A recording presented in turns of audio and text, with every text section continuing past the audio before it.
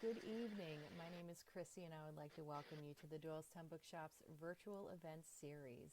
We are thrilled to welcome the founder of Make Peace with Animals, Inc., Cynthia Branigan, as she discusses The Last Diving Horse in America, the inspiring story of how horse and animal rescuer were each profoundly transformed by the other, with poet and author Lynn Levin. Our guests will be in conversation for about 30 minutes. Following that, they will take questions from you, the viewers. If you would like to submit a question, click on Ask a Question on your screen and submit your questions there. If you're watching from a phone or tablet, click the icon with a question mark if you would like to submit a question. If you would like to purchase the author's book from the Doylestown Bookshop, click the button on your screen that says Buy the Book. Well, it actually says Purchase the Last Diving Horse in America. You can click that button. Now a little bit about our guests. Cynthia Branigan grew up in New Jersey and was educated at Franconia College and the University of Pennsylvania. She is the founder of Make Peace with Animals, Inc. and pioneered the adoption of retired racing greyhounds worldwide. Lynn Levin is a poet, writer, translator, and adjunct associate professor of English at Drexel University, a Bucks County Poet Laureate. She is the winner of the 2021 Bucks County Short Fiction Prize. Her most recent book, the poetry collection The Minor Virtues, was named one of Spring 2020's best books by the Philadelphia Inquirer. Some years ago, Cynthia Branigan took Lynn's creative writing class in a master's program at the University of Pennsylvania, and they've been friends ever since. Hello, ladies, and welcome. Hello, everyone, and again, welcome to this virtual event by the Doylestown Bookshop. It is my privilege and honor to be interviewing Cynthia Branigan, as Christy said, my former student at the University of Pennsylvania. And this book, The Last Diving Horse in America, is an absolutely enchanting book. And Cynthia has many talents in the animal world, and rescuing racing greyhounds as being her most recent one. But right now we want to talk about the new book. And Cynthia, a very warm welcome to you. Thank you, Lynn. So Cynthia, the heart and soul of this book is about your relationship with the diving horse Gamal. But not far from where we are now, we're in Bucks County, and not far from where we are is Atlantic City, New Jersey, where on Steel Pier, which is now an amusement park, there was a diving horse act for decades, and Gamal was one of the stars of this. Can you explain to people what this diving horse act was? Absolutely. And it does sound bizarre today, and it didn't seem that way to people in 1929 when the act began at the Steel Pier. However, before the Steel Pier, it was a traveling show, actually started in 1894. But after Doc Carver, the inventor of the act, or I guess inventor is an okay word, after he died, the three people remaining took the act to the Steel Pier because at the time that was considered the showplace of the nation. And honestly, everybody who went to Atlantic City wound up at the Steel Pier to see the diving horses. There was a lot of other things, bizarre things going on at the Steel Pier. The man who sat on a flagpole Kelly, I think he was called, and the Hawaiian divers, and none of the men were from Hawaii. There was a dog who used to be on a sort of a little sled being pulled around in the Atlantic Ocean. But the big deal were the diving horses.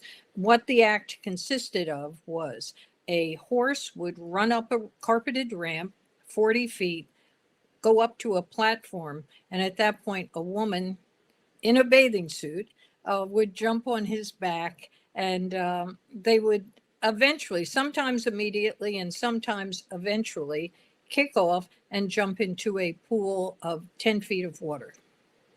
That was the act. They called it the thrill of a minute, but it didn't even last a minute. It was more like the thrill of 30 seconds. Yeah, Cynthia, a lot of people around here remember that act. I mean, I just brought up, did with a friend of mine, did she ever see this? And her eyes started to light up like the old memories of childhood. But I wondered, was this dangerous to the horses or the girls who rode them down? I believe it was more dangerous to the women than it was to the horses, although certainly when I saw it, my eyes were fixed on the horse and what was going to happen to the horse. And the woman was, well, she takes her chances, whatever. But in fact, the women were, all of them reported over the years, broken bones, broken collarbone, rib, arm, that sort of thing. And then the most famous was a woman named Sonora Carver, who went blind because she didn't turn her head in time. The water hit her eyes and detached her retinas. But the other famous diving girl was named Lorena Carver, and she was legally blind by the time she died. So one was completely blind, one was almost completely blind. So it wasn't without hazards, certainly. The horses, there was only one incident of a horse being injured, and it was kind of a horrible story where this was before they went to the Steel Pier.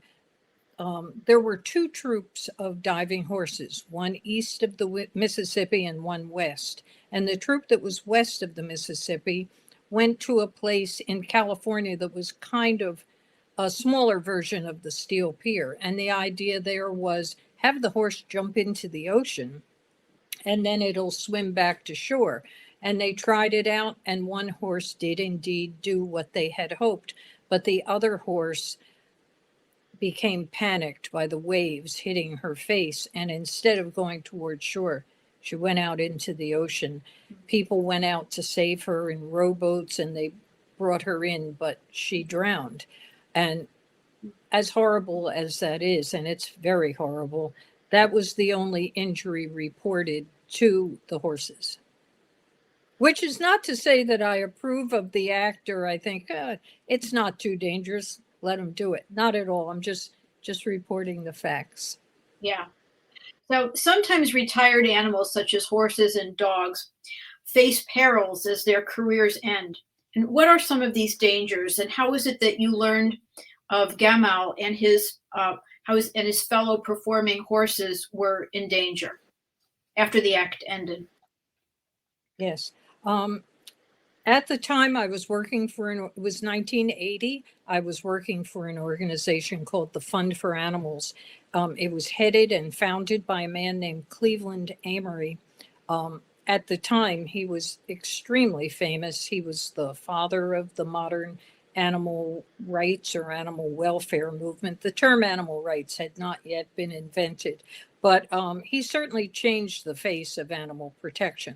He founded the Fund for Animals, but he also had to make a living. He never took a salary for that post.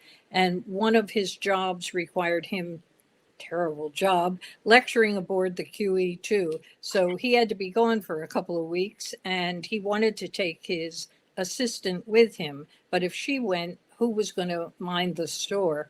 And I don't pretend to know why he chose me, but he chose me to do it. And he did on several occasions. And, the ship didn't sink, my ship, that is. So he called me back a few times. And what happened was I had a phone call from an irate woman who wanted to speak to him. And she said, it's urgent. And I said, well, he's out of town, and he'd be back in a couple of weeks. And she more or less yelled at me and said, who the hell is in charge there? And I said, I am. And then she said, well, you better get on the ball. And then she started telling me about the last diving horse. There were 3 at the end, and the last one was going up for auction. And she was afraid about what might happen to him because one had already been sold for slaughter, and she didn't want it to happen to Gamal. So I summoned a kind of strength or resolve that I didn't know I had, and I said, I'll make sure we'll get him. And Cleveland came back. I had a whole sales pitch worked up for him. And immediately, I got out a sentence or two, and he said, oh, yes, of course we'll take the horse. So he gave me a literal blank check, and I went down to this little auction in the Pine Barrens in southern New Jersey, and I bought him, and changed my life, and I believe it changed his life too. Now, you weren't particularly a horsewoman, at least at that point in your life, from what I understand from the book. But how did you even know what to do with this large animal?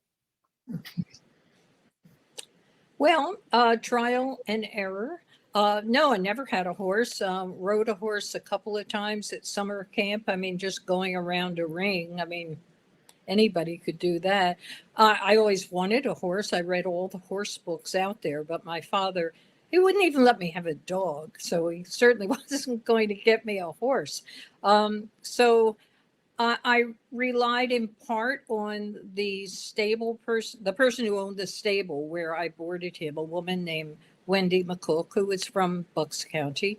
And she started teaching me the rudiments. And believe me, I had to learn everything. I had to read a bunch of books because people in the barn would be throwing terms around like hock and fetlock and sheath and frogs and floating teeth.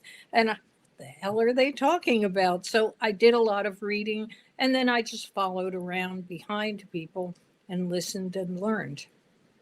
Now, Gamal was an extraordinary horse. He had had a long career as a rodeo horse and as a ranch horse before his career in the circus, so to speak. So can you tell us about his other careers? Yes. Well, he also did barrel racing. So that's something that a cowboy's on the back and there are literal barrels and they see how tightly they can navigate the turns. And the man I interviewed, who was one of his former trainers at the Steel Pier, said that Gamal could turn on a dime and give change. And I love that expression. But what it showed to me, even then, just based on his history, was that this was a fearless horse. This was an athletic horse. You have to be smart to be professionally athletic. I think that's also true with greyhounds, that they have to have that combination. And he wanted to excel. And when someone would present him with a new challenge, he'd say, well, all right, let's see if I can do it. And I think it was that same spirit that he had when they tried him out for diving. The man who bought him at an auction, coincidentally in Bucks County of all places, said that he had the perfect physique. He was small, although when I first saw him, I thought he was gigantic, but he was not a big horse. And he also was muscular, and he had that history of doing things. So the way they would train the horses, if it's okay to go into that now, is to see, first of all, if they liked water. And Gamal loved water. He adored water. So what they did was have him go over a log, and then on the other side would be a little pool of water. Then they'd raise the log up a few feet, and eventually they went to 20 feet, where when they did the diving act, it was 40 feet, but they also had another ramp beneath that, 20 feet. And if they could successfully dive from there, then they would go up to 40 feet. And he did not have a problem with it. If a horse didn't want to do it, it wouldn't be a diving horse. Mm-hmm. So one of the most remarkable things in this book is the spiritual relationship you had with Gamal. And I'm going to read a little part of the book, if you don't mind. There are many, many enchanting passages like this, Cynthia, but I'm going to read one of them because your relationship with Gamal was extraordinary. So when Gamal got into a certain mood and made a point of drawing me into his meditative state, I knew enough to be ready to accompany him. Gamal had a calming effect on me, and I trusted him in a way I trusted no one else. Just as long ago, the women who rode his back into the tank on the Steel Pier trusted him. He was a reliable mount, and I surrendered to him for the ride. Intuition ruled. Wherever the breath took me, I followed. I never knew where, if anywhere, it would lead. That synchronicity of the breath, that trusting and giving over to him is beautiful and extraordinary. And did this happen often, or was this like a rare occurrence? No, it was a very common occurrence. And as you know from reading the book, in the beginning, I was reluctant to mention it to anyone because what would they think? The heavy breathing with the horse. So I did mention it briefly to a veterinarian who poo-pooed it.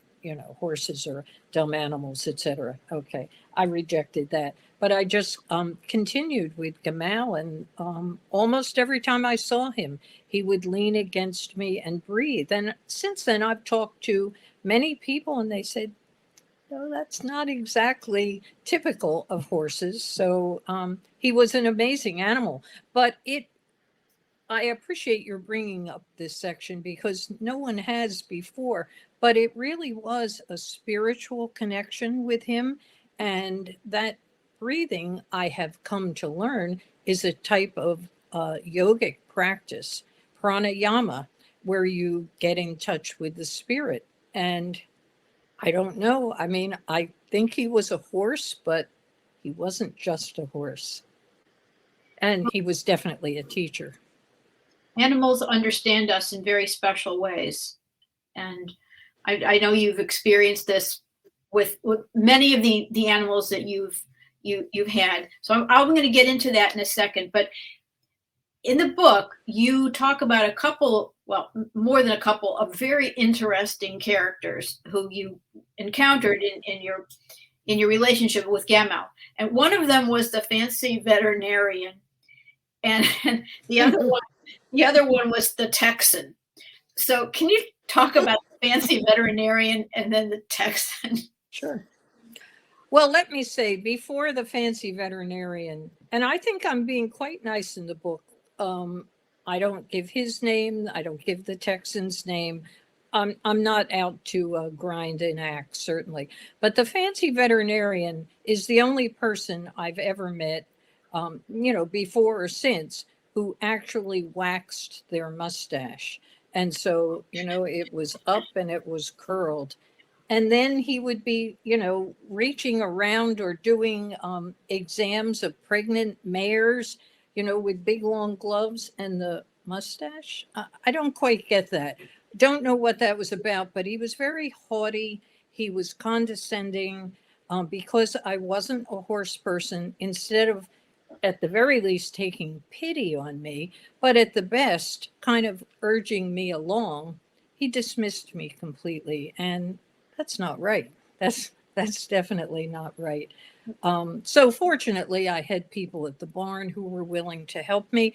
And also the haughty veterinarian had a partner who was wonderful. So we have to take the balance there. The Texan, well, that's the other end of the spectrum. Well, there were two Texans. There was the one who brought Sparkplug up from Texas, the original manager of the ranch. But when he finally was relieved of his duties, we'll say, someone else took his place, at least temporarily. And he was, they were all on the take. I'm not saying that they were cruel to the animals, but there was certainly because Cleveland was in New York, and I think they also thought of him as high society, the Boston Brahmin, and they're just regular guys down in Texas. They thought, how will he know? What does it matter? He's a billionaire, which he wasn't, but he's a billionaire anyway. So they were on the take. Yeah. One of the, just touching back on the haughty veterinarian, he drove a very fancy car, as I recalled. Oh, yes, a diesel Mercedes.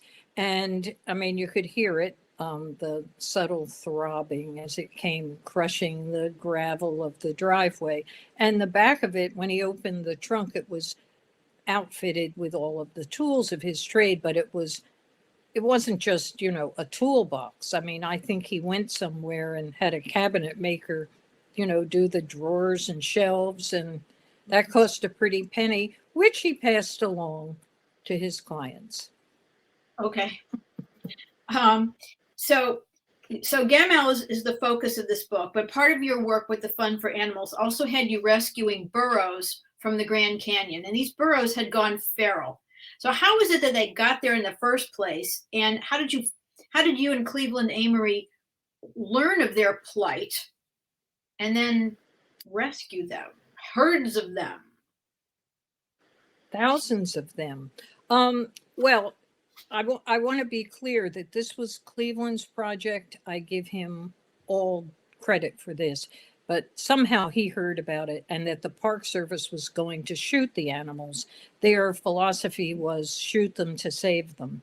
And what they meant by that was if they're dead, they're not going to starve to death.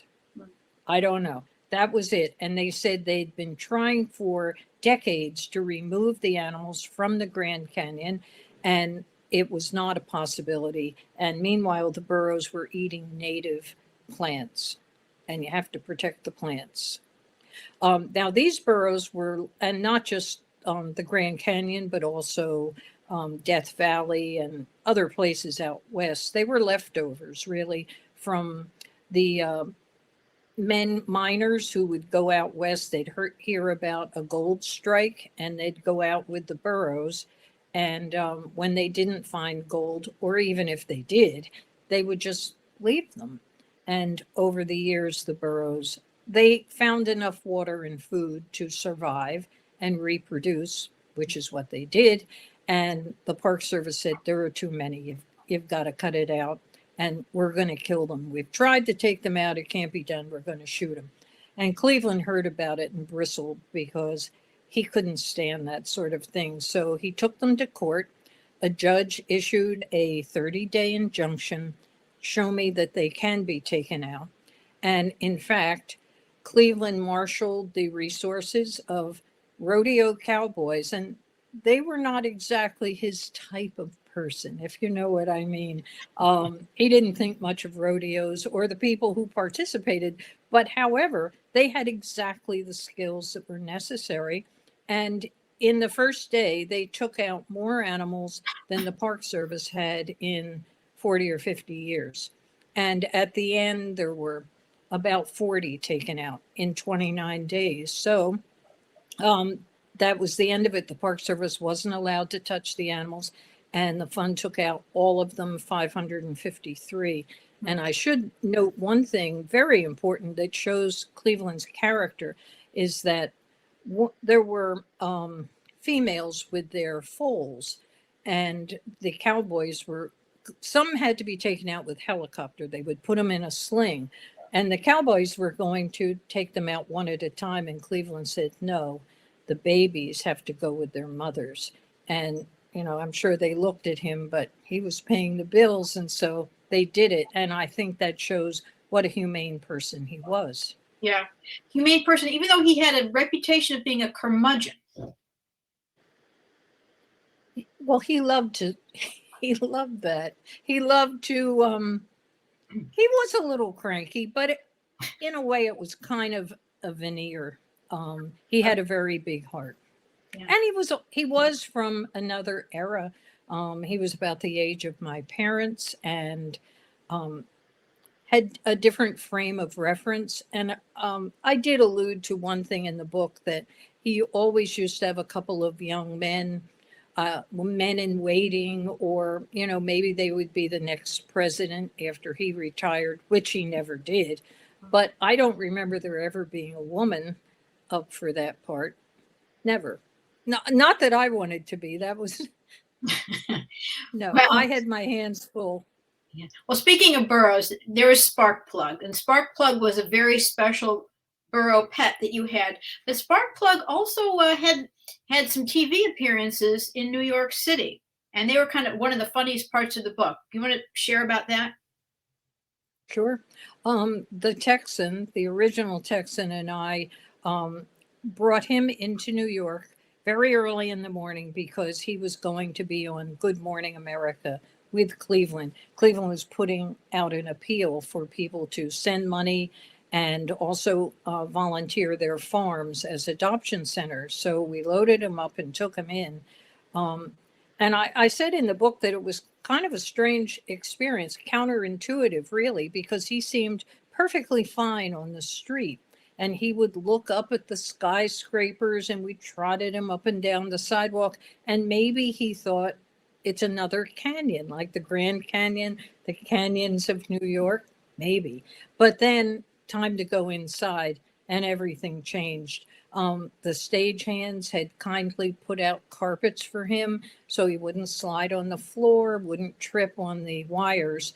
But when it came time to get in front of the camera, he sat down. It was horrible. And, every minute costs $1 million, and they're waiting. And the man with the clipboard is saying, 2 minutes to showtime, or, whatever. And the Texan was pulling, and, he was supposed to be in charge, the Texan was, and it didn't work. But then I remembered something I read, thank God for books, is that a treat will go a long way. And I looked across the room, and there was the craft service table with donuts and coffee and all of that, and packets of sugar. So I thought, how it doesn't cost anything, I better do it. So I ran across, put it in my palm. He had one lick, and he stood up. And I said, all right, if you want more, follow my hand. And he did, and I handed him over to Cleveland. And it was exactly at showtime, and Cleveland it went off without a hitch. It was fabulous.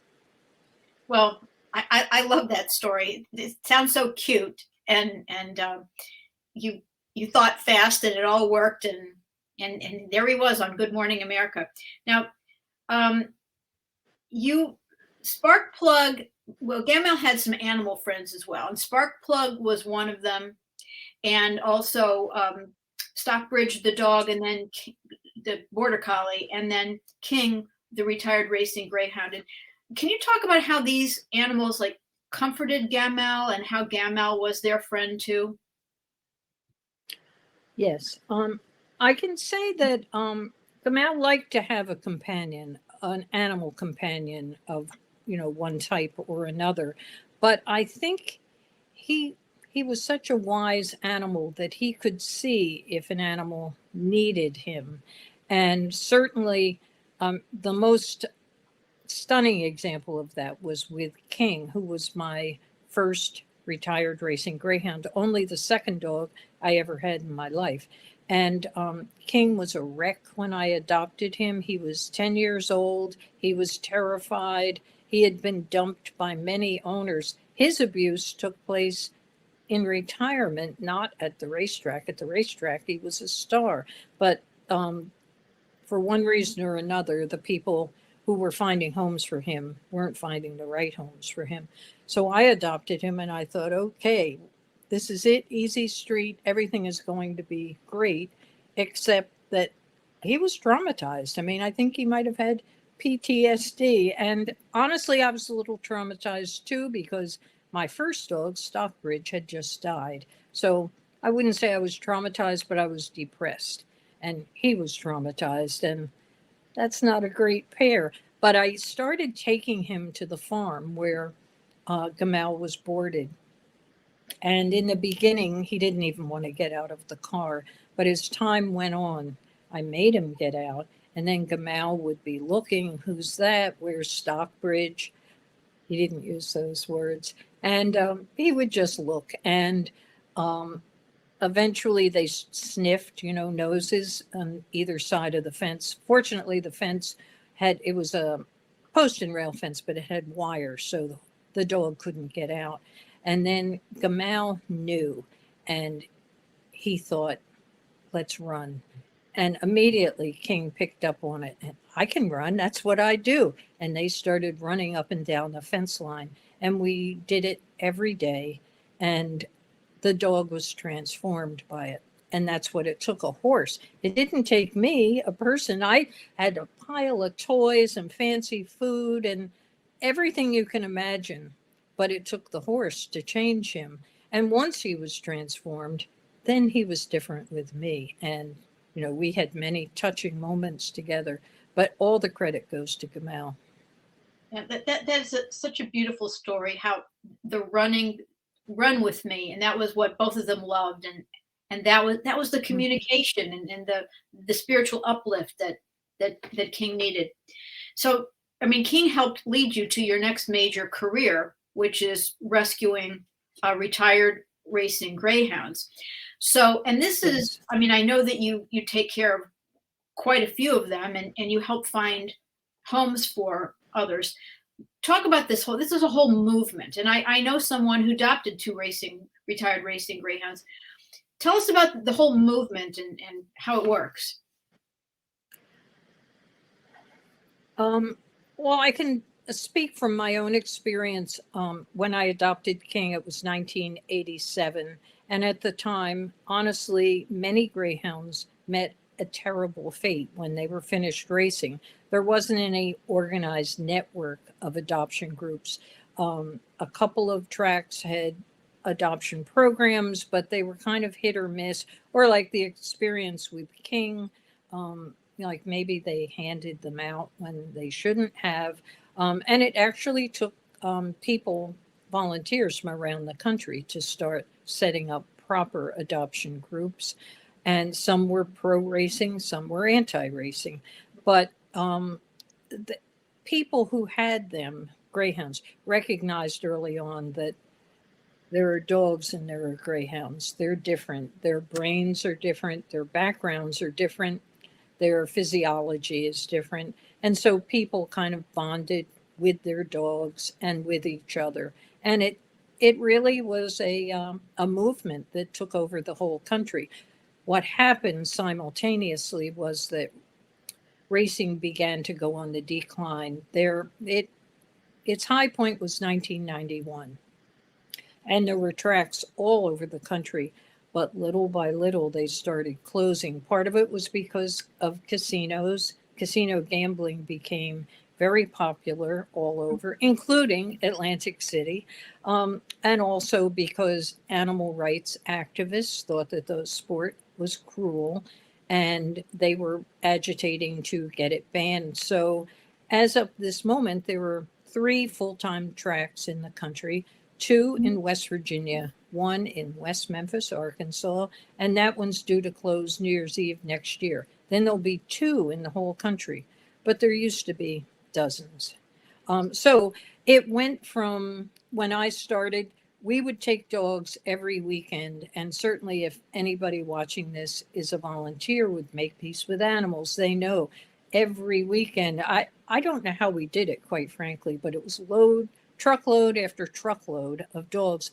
And this is before the internet, where you couldn't even post them on Pet Finder or something. You know, it was just word of mouth and posters and things. And now there are more people who want retired racing greyhounds than there are retired racing greyhounds. That's fascinating. It's changed completely in so, 33 or 34 years, whatever it's been. Do you think greyhound racing should be illegal? No, I don't think it should be illegal. If it's going to collapse, then let it collapse under its own weight. I don't think it's not. When I think about the money and energy that has gone into legislation to ban greyhound racing, when there are other very more serious problems facing animals, I think it was money misspent. Because I think it wouldn't have been long before greyhound racing was going to collapse anyway. Okay. And what about horse racing? Do you have a position on whether that should be illegal or not? I don't think it should be illegal, but I would say I'm leaning more toward that for horse racing than dog racing. Because think about it. If a horse breaks its leg, that's the end. It has to be put down. If a dog breaks its leg, chances are overwhelming that it's going to survive. If it's, treated properly, put the leg in a cast, may never race again, but it's not going to die. Plus, there are all the drugs that they give horses that they don't give to dogs. And there's the fact that they start racing horses before their bones are even fully formed. So there's a lot of evidence there that is a far more dangerous sport than greyhound racing. Yeah. And they often breed racing horses for skinny legs. And Yes. that has something to do with their fragility, I think. Yes. And when the horses are finished racing, not many people can afford to adopt a horse. Many people can adopt a dog or multiple dogs. And then the horses who aren't adopted, they're slaughtered. They go either to Canada or Mexico, and it's a horrible, horrible one-way trip. So if you compare horse racing to dog racing, that's where I stand. Yeah. Yeah. And there are very few retirement farms for retired racing horses. I mean, I visited one in Louisville once, but very few. So very few, and they live a long time. Horses live, 30, they could live 40 years. They're very expensive to keep. So the dog end of things is better by far. Okay. Now, Make Peace with Animals, your organization, can you talk about that? Well, I started it primarily to find homes for these greyhounds because I thought there must be a way to save these dogs when they're finished racing. There's a way besides killing them. And I have also spent a lot of energy over the years trying to get the industry to mend their ways, because I don't want to give the impression that was just a cakewalk. There were a lot of bad things that went on with greyhound racing. First and foremost, they used to euthanize them when they were finished, which they don't do now. But I started it with that, but there's also the motto of the organization, and I think that gets a little bit lost in the shuffle, and that is make peace with yourself, make peace with each other, and make peace with animals. And when I see animal rights activists, going at, let's say, laboratories where they're doing awful tests on animals, or greyhound tracks, horse tracks, you name it. And the vitriol, anger. I understand the anger, but they have to remember where their heart is. And the heart is caring, humane treatment, dealing with people one-to-one, as opposed to the black and white, you're a no good SOB. I don't think that advances the cause at all. So first you have to get to the root of your own anger and aggression. And perhaps that's something that Gamal relayed to me through that meditative breathing. Then you have to make peace with other people. And finally, then take what you've learned and help the animals. That's beautiful. Thank you. Thank you for that.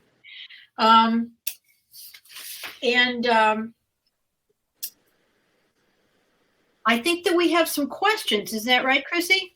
We sure do. I was enjoying your conversation so much. I didn't want to interrupt it at all, but alas, we sure do.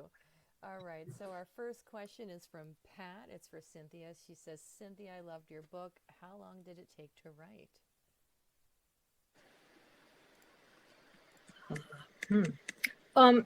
Well, as Lynn knows, a good part of writing is thinking about it. And it might look like you're doing the laundry or driving somewhere, driving to a doctor's appointment.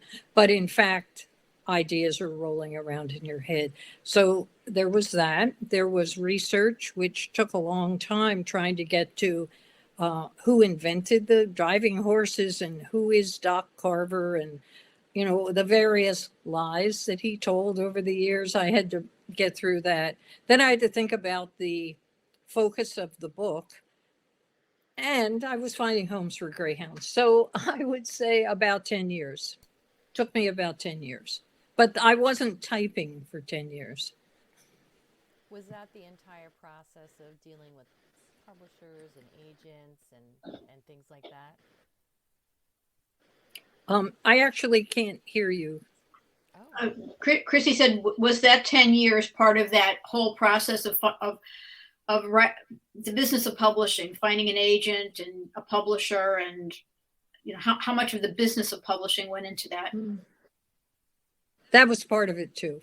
Although I think I kind of skated through that pretty well because I had done a lot of research. I had things together by the time I presented it to an agent. It was just like a cold call or an unsolicited query. I didn't know the agent. I just, sent a letter, and 15 minutes later, he called me. I couldn't believe it. So I think I got lucky. Well, and I was prepared. Well, and you wrote a great book. There's that on topic that's so vital. All right, our next question. Thank you. Hillary, can you hear me, Cynthia? Can't hear you. You can't hear me. I can hear you. Lynn, you can hear me? I'll translate. You can translate? Okay. Okay. All right. So Hillary is one of our booksellers at Lahaska. Hi, Hillary. And she asks, do you intend to write further about your work with animals? Okay, so Hillary, who works at the Lahaska store, wants to know if you intend to write further about your work with animals. The answer is yes, absolutely, because I have met a lot of animals in my life. I probably have more animals in my house right now than most people have in a lifetime. And what continues to amaze me is that they all have different characters and likes and dislikes. And I have learned a lot from them over the years. I like to think of myself more as an animal listener as opposed to an animal whisperer. I don't want to whisper anything to them. I want to listen to what they have to teach me. So, yes, I have been sketching out some ideas for further animal stories. Can you share what some of them might be, or is it too much a work in progress? Or don't change. Well, sir, I'll just say. I mean, certainly there'll be plenty of stories about greyhounds. We can just leave it at that. Okay. All right, this question is from Pat. Cynthia, how do you feel about all of the Greyhound tracks closing? Lynn, can you? Hear me? Cynthia, how do you feel about all the Greyhound tracks closing?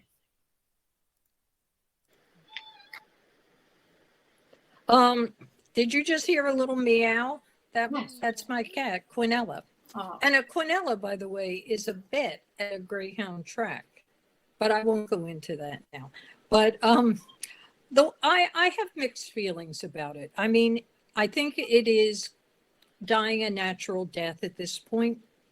The Greyhound people woke up too late. They had plenty of warning from me as well as others, you have to do right by the animals. And in some cases they did, and they were really doing well. And then, they were made illegal. So I feel bad, especially I've spent over 30 years telling people about how wonderful these dogs are, how athletic, and yet they can transition to being pets. I wrote a book, Adopting the Racing Greyhound, trying to get people to adopt. The Reign of the Greyhound was how since 6000 BC, people have revered greyhounds. And I was hoping that would encourage people to adopt. Now they're kind of falling off the edge of the earth. And I don't like to think that they will disappear, because the racing greyhounds are different from the show greyhounds. The way they are raised really makes a big difference. But I also feel sorry for people, because when they have a dog who dies, they get in touch, sometimes immediately, sometimes it takes a little while, and they want to adopt again.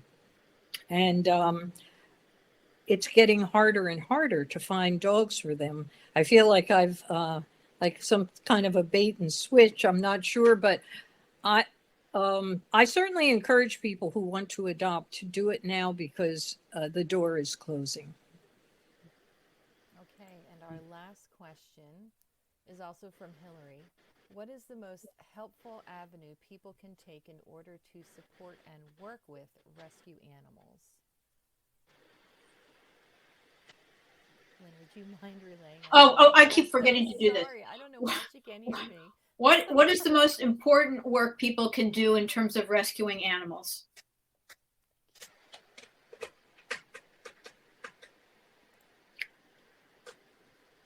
Approaching the subject with love in your heart. And maybe that sounds kind of corny, but as I said earlier, the vitriol, the hammer and tongs, I don't think that works. And this is a very hard project because, I mean, in many cases, well, let's just say dog fighting. It's a horrible thing.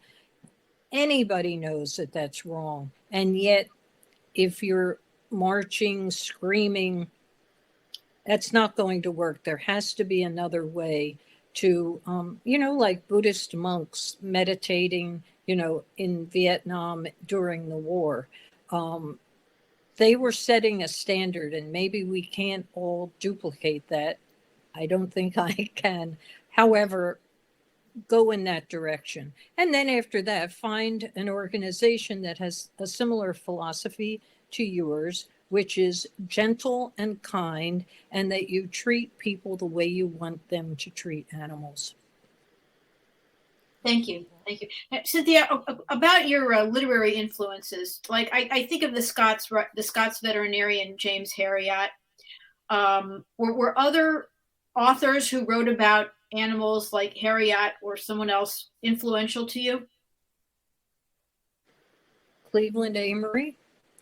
Definitely, I met him when his book Mankind, and that's with a question mark, because his answer was no, not terribly kind. But that was a real eye-opener as to what can be done with animals. But there was Black Beauty and, all of the horse books, Misty of Chincoteague. My goodness, what are the dog books? Lad, a Dog. I mean, they were, I used to watch Lassie on TV when I was, preschool and cry at the end. Every Sunday night, I would cry when Lassie would jump over the fence and disappear into the distance. But those stories, they were touching. They were right for me. I can say that for sure. Yeah. Hey, fun fact about Timmy. He married my childhood friend, Lori. And I'm kind of in touch with him. How'd it work out? Great. They're still married. Long-term marriage. Wow. In fact, we're going to give credit to Lassie, who was really Laddie. Oh, okay. Did you know that? No, I did not. Lassie was really a male. He was a male, so but he answered your girl. Yeah, that was a fun fact about Timmy, who's John. His name is in real life. That's good. Yeah. Well, I would like to thank both of you for joining us tonight. This was such a wonderful conversation, and I'm so sorry that Cynthia can't hear me. Is there anything either of you would like to add before we wrap up? Well, Christy just said this is a wonderful conversation, Cynthia, and she regrets the slight audio problem. Is there anything else you would like to add? That's why we have you. Yeah. Is there anything else you would like to add before, we say goodbye? No, people buy the book, and I hope they read it and take some of Gamal's lessons to heart. Yes, let me. That's important to me. I did not want him to die without his story being told, so that's what this book does. Yes, and very beautifully, with great tenderness. If you would like to purchase the book, you can click the button on your screen that says Purchase The Last Diving Horse in America. Cynthia was nice enough to stop by and sign copies at the Doylestown Bookshop. Well, I'd like to thank you both for joining us. This was wonderful, and I was lucky I got to see you this week, Lynn, but I hope to see you both for an event in store sometime in the near future.